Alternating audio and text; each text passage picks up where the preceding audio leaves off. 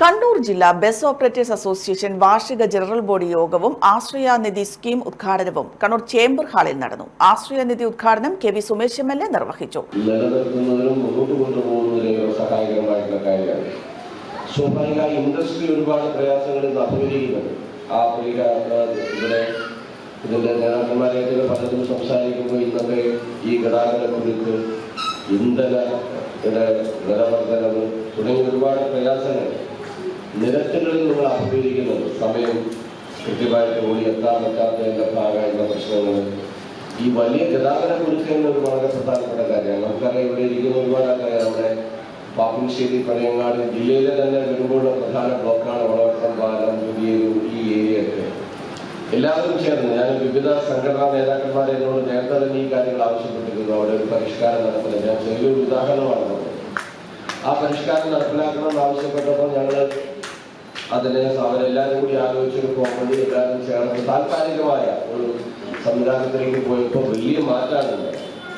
അപ്പൊ അതിന് 1-2 ട്രിപ്പൊക്കെ ചില ബസ്സുകൾ ഒരു ദിവസം ക്യാൻസലാകുന്നു.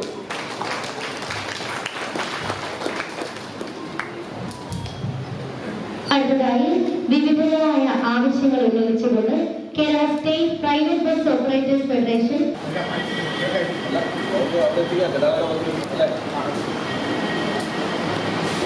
ജനറൽ ബോഡി യോഗം bus operators federation president K Thomas ഉദ്ഘാടനം ചെയ്തു.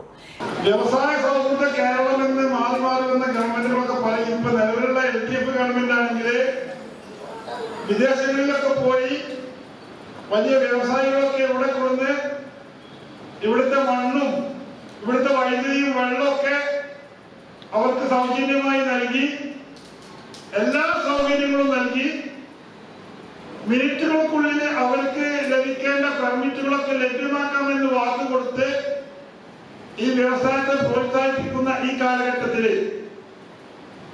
സർക്കാരിന് യാതൊരു നയാ പൈസയുടെ മുതൽ മുടക്കില്ലാതെ ഈ കേരളത്തിലെ 10,000-കണക്കിന് ആളുകൾക്ക് ജോലി കൊടുക്കുന്ന, അതുപോലെ തന്നെ കോടിക്കണക്കിന് രൂപ ഓരോ വർഷവും ഈ വ്യവസായത്തിൽ നിന്ന് മുൻകൂറായി നികുതി കൊടുക്കുന്ന ഈ വ്യവസായത്തെ തകർക്കുന്ന വിധത്തിലുള്ള പ്രവർത്തനങ്ങളാണ് ഗവൺമെന്റിന്റെ ഭാഗത്ത് നിന്ന് ഓരോ സമയത്തും ഉണ്ടായിക്കൊണ്ടിരിക്കുന്നത്.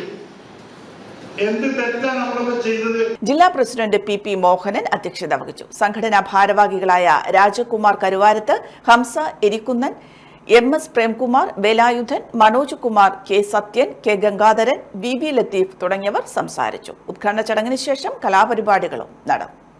Celebrating 40 years of Century Fashion City.